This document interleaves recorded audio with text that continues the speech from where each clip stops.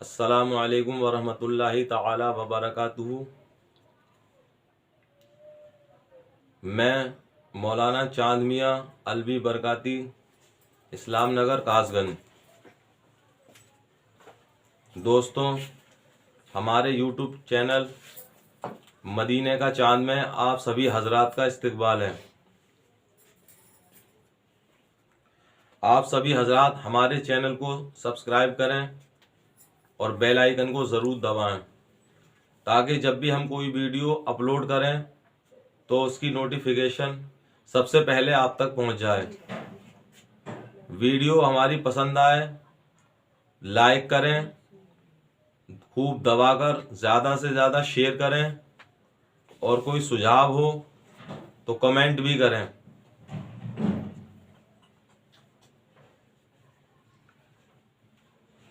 हमारा आज का पैगाम है उम्मत मोहम्मदिया के नाम। अपने नबी से सच्ची पक्की मोहब्बत करने वाले तमाम गुलामाने रसूल को एक अहम नसीहत, मानो या ना मानो ये आपकी मर्जी, लेकिन समझाने से फ़र्क ज़रूर पड़ता है। इसलिए वीडियो को आखिर तक देखें,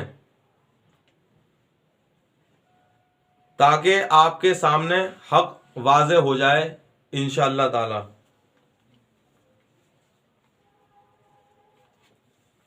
हमारा टॉपिक है कि अल्लाह जिसे चाहे हुकूमत दे। मेरा मौला कुरान पाक में इरशाद फरमाता है, कुंतुम खैरा उम्मतिन उखरिजत लिन्नास।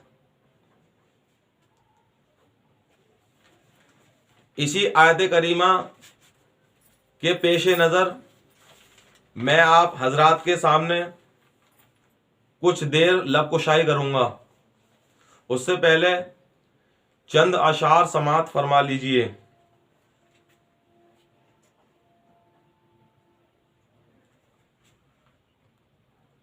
कि मोहम्मद से वफा तूने तो हम तेरे हैं, कि मोहम्मद से वफा तूने तो हम तेरे हैं, ये जहां चीज है क्या लोहो कलम तेरे हैं, ये जहां चीज है क्या लोहो कलम तेरे हैं। उन्हें जाना उन्हें माना ना रखा गैर से काम, उन्हें जाना उन्हें माना ना रखा गैर से काम। लिल्लाहिल हम्द मैं दुनिया से मुसलमान गया, लिल्लाहिल हम्द मैं दुनिया से मुसलमान गया। मेरे प्यारे दोस्तों, अल्लाह ताला ने कुरान पाक में इरशाद फरमाया, तुम बेहतरीन उम्मत हो इसलिए कि तुम लोगों में निकलते हो नेकी का हुक्म देने के लिए और बुराई से रोकने के लिए। इस आयत करीमा के तर्जुमे से ये बात साफ साफ वाज़ेह हो गई कि मुसलमान बेहतरीन उम्मत हैं, लेकिन कब? जब वो नेकी का हुक्म दें और बुराई से रोकें। और जब कोई बंदा किसी दूसरे को नेकी का हुक्म देगा और बुराई से रोकेगा, तो उससे पहले खुद नेकी पर चलेगा और खुद बुराइयों से बचेगा। मेरे भाइयों, दसियों साल से मैं ये सोचता था कि मुसलमानों की अपनी अलग पार्टी क्यों नहीं है।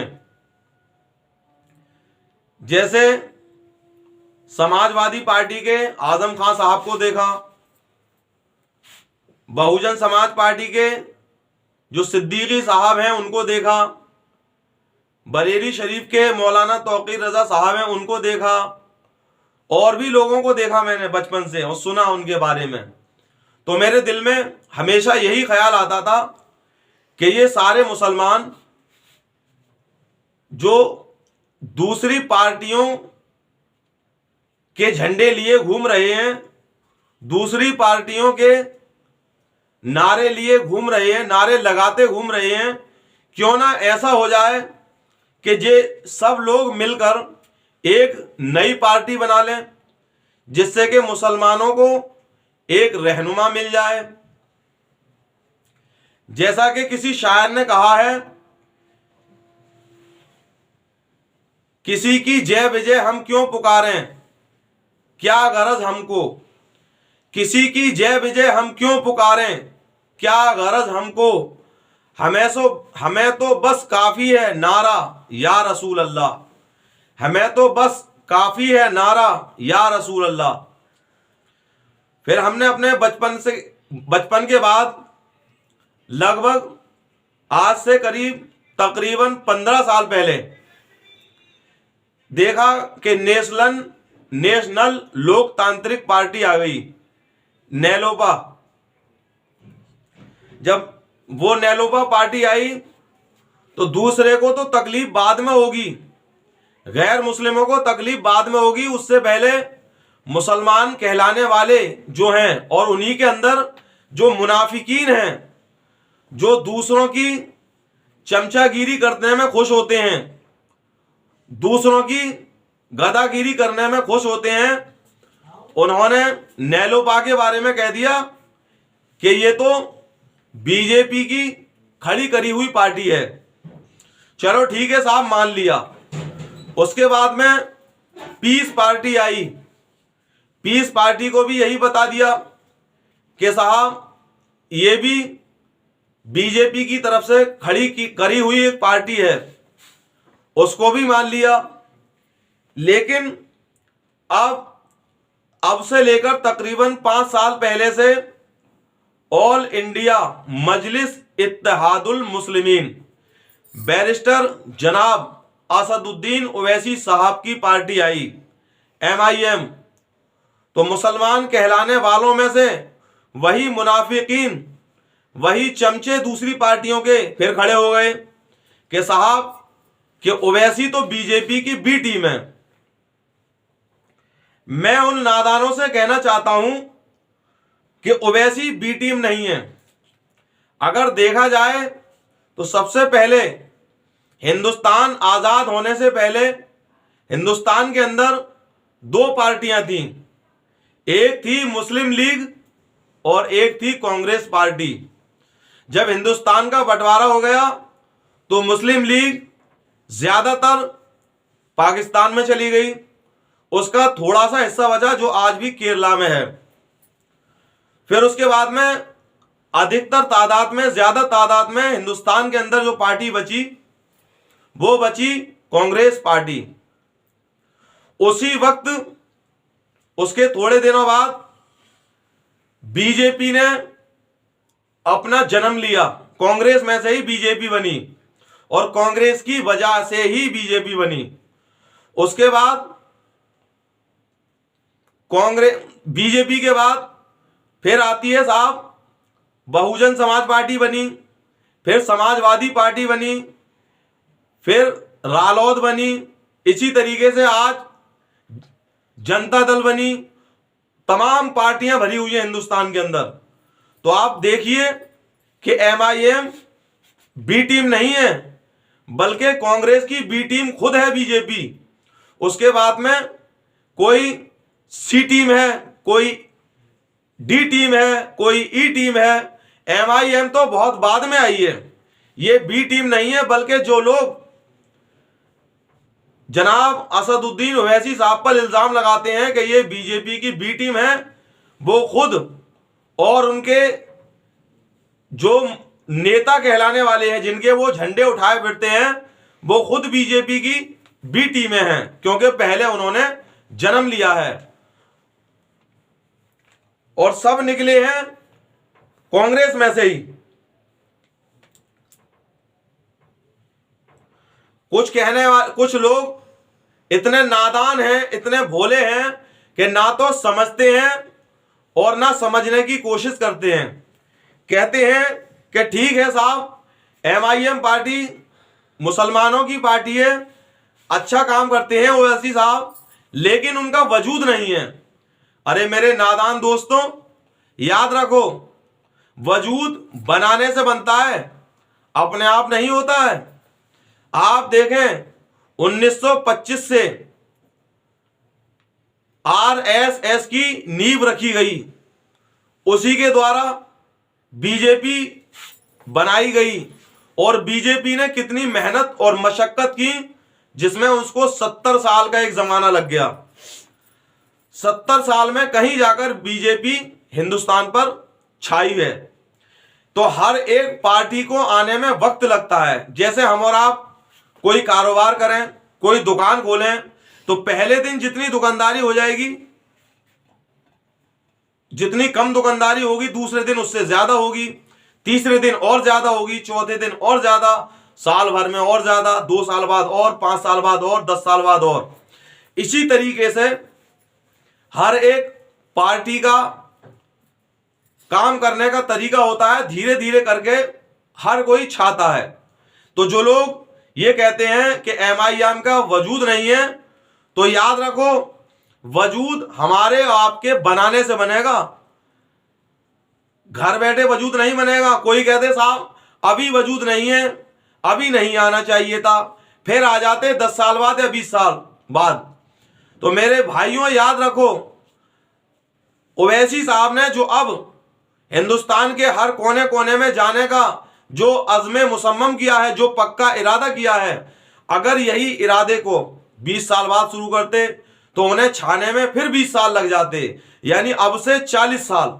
और आज उन्होंने जो हिंदुस्तान के कोने कोने में जाने का इरादा कर लिया है, तो इंशाअल्लाह ताला वो 10-20 साल में पूरे हिंदुस्तान पर छा जाएंगे। और जो लोग हैं ना, जिनके पेटों में दर्द होता है, जब ओवैसी साहब का नाम सुनते हैं, ओवैसी साहब की पार्टी का नाम सुनते हैं, एमआईएम का नाम सुनते हैं, तो उनका चेहरा उतर जाता है। ऐसा लगता है जैसे कि उनके चेहरे पे कब्ज के आसार नमूदार हो गए हैं, जैसे कि उनके पेट में कब्ज हो गई हो। इस तरीके से उनके चेहरे उतर जाते हैं ओवैसी साहब का नाम सुनकर। और दूसरों की गुलामी करने में बड़े खुश होते हैं, बड़े 30 मार का अपने आप को समझते हैं कि हम दूसरों के झंडे लिए फिरे तो हमें बहुत कुछ मिल गया, हालांकि उन्हें मिलता कुछ भी नहीं है। होता नतीजा क्या है? ना खुदा ही मिला ना विसाले सनम, ना खुदा ही मिला ना विसाले सनम, ना इधर के रहे ना उधर के रहे। मेरे मुसलमान भाइयों याद रखो, कोई भी पार्टी हो, हर पार्टी अपना नाम ऊंचा करने में दूसरी पार्टी को गिराने में लगी हुई है। आप देखें, बीजेपी की पार्टी जो है कहा 2002 में, जिसने गुजरात के अंदर दंगा कराया, और दंगा कराने से, हिंदू मुस्लिम कराने से, मंदिर मस्जिद कराने से आज वो हिंदुस्तान पर छा गई। इसी तरीके से अखिलेश साहब की पार्टी के 2013 में जो मुजफ्फरनगर का दंगा हुआ था, हमने टीवी पर एक खबर सुनी थी, जहां उस जगह के जो एसपी साहब थे वो कह रहे थे कि हमने बार बार फोन किए सीएम साहब के पास कि यहां पर फौज को भेज दिया जाए, यहां पर पुलिस के जवानों को भेज दिया जाए ताकि दंगा रुक सके, लेकिन उनके फोन का कोई जवाब नहीं दिया गया। ये समाजवादी पार्टी में हुआ 2013 में मुजफ्फरनगर का दंगा।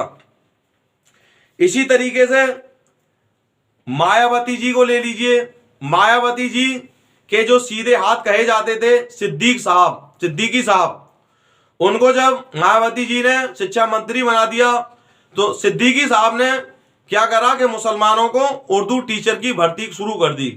मायावती की आंखें चौड़ गई, बहन जी की आंखें चौड़ गई कि अरे ये क्या हुआ, ये तो सारे मुसलमानों को ही भर्ती कर देंगे। तो उन्हें शिक्षा मंत्री के पद से हटा दिया गया। और जब मायावती जी आती हैं तो जितने भी महकमे हैं, जितने भी पोस्टें हैं, सारे महकमों में हर जगह पर जितनी भी भर्ती की जाती हैं सब जाटवों की जाती हैं। इसी तरीके से जब समाजवादी पार्टी की सरकार होती है तो जितनी भी जगह भर्ती की जाती है, जिन जिन महकमों में सरकारी जगहों पर मुलाजिम बनाए जाते हैं, सब यादवों की भर्ती की जाती है। अब सुन लीजिए केजरीवाल साहब का मामला, कि जब दिल्ली में दंगा हो रहा था 3 दिन तक लगातार दिल्ली जलता रहा। पत्रकारों ने केजरीवाल साहब से पूछा कि आप दिल्ली के सीएम हैं, आपने पुलिस क्यों नहीं भेजी? तो केजरीवाल साहब बोले, अरे मैं पुलिस कैसे भेज दूं, मेरे अंडर में नहीं आती है पुलिस, ये तो गृह मंत्री जी के अंडर में आती है। ठीक है, मान लिया, और ये हकीकत भी है कि दिल्ली की पुलिस सीएम के अंडर में नहीं आती बल्कि गृह मंत्री के अंडर में आती है। लेकिन कुछ दिनों बाद जब कोरोना का मामला फैला, दिल्ली में जो मरकज है तबलीगी जमात वालों का, तो उसमें जो कोरोना फैलाने का इल्जाम लगाए गए, उस वक्त केजरीवाल साहब ने कह दिया कि इन्हें पकड़ो, इनके नाम एफआईआर करो। तो मैं पूछना चाहता हूं केजरीवाल साहब से कि जब 3 महीने पहले दिल्ली का दंगा हुआ, थोड़े दिन पहले तो आपने कह दिया पुलिस मेरे अंडर में नहीं है, और जब दिल्ली मरकज का मामला आया तो आपने कह दिया कि इनके नाम एफआईआर करो। फिर क्या आपके अंडर में आ गई पुलिस? आप उस वक्त खामोश रहते, कुछ ना कहते, तब हम मानते हां कि बेशक आपके अंडर में पुलिस नहीं है। तो मेरे भाइयों, याद रखो, जिस तरीके से इब्राहिम अलैहिस्सलाम को जब आग में डाला गया जलाने के लिए, तो करकेटा गिरगिट फूंक मार रहा था, फूंक ऐसी लगा रहा था बार बार कि जिससे आग बढ़ जाए। लेकिन हमारा जो एक मेंढक है, ये मेंढक पानी डाल रहा था इसलिए कि आग बुझ जाए। तो एक नबी को जलाने की कोशिश कर रहा था गिरगिट, और एक नबी को बचाने की कोशिश कर रहा था मेंढक। बिल्कुल वही मामला हुआ है केजरीवाल साहब के साथ।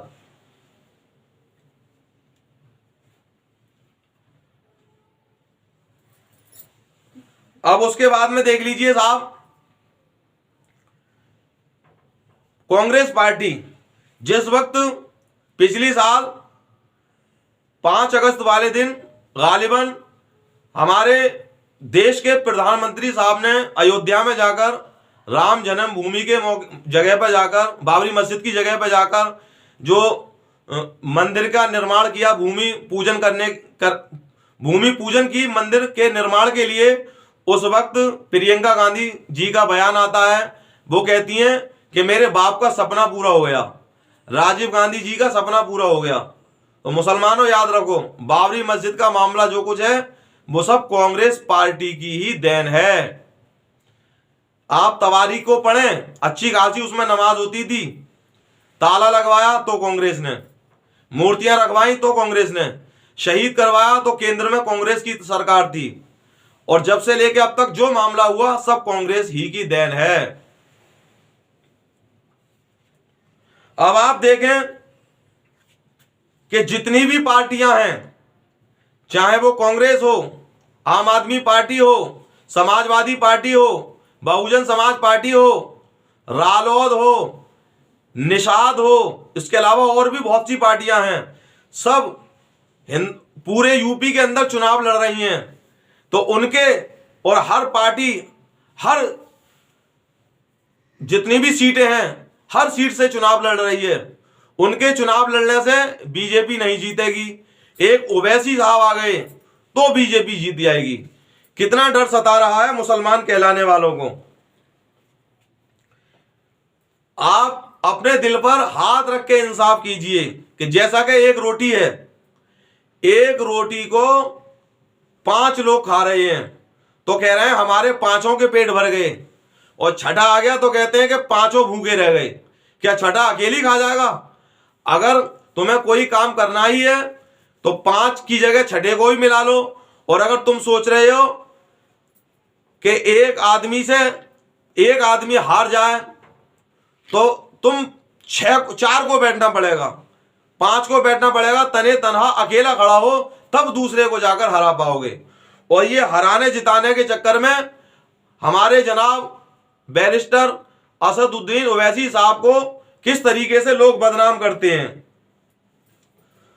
याद रखो, कयामत के दिन अल्लाह ताला की बारगाह में हिसाब देना पड़ेगा। ये तुम्हारे कंधों पर जो किरामन कातिबीन बैठे हुए हैं, ये किरामन कातिबीन सब लिख रहे हैं कि कौन दिल से और कौन हक से कितनी बात कहता है और कौन ऊपरी मन से कितनी बात कहता है। मैं बस इतना ही कहना चाहता हूं, अल्लाह ताला तमाम अहले इस्लाम को हिदायत अता फरमाए। आंखों पर जो पट्टियां पड़ी हुई हैं उन पट्टियों को दूर फरमा दे। अस्सलाम वालेकुम वरहमतुल्लाहि ताला वबरकातुहू।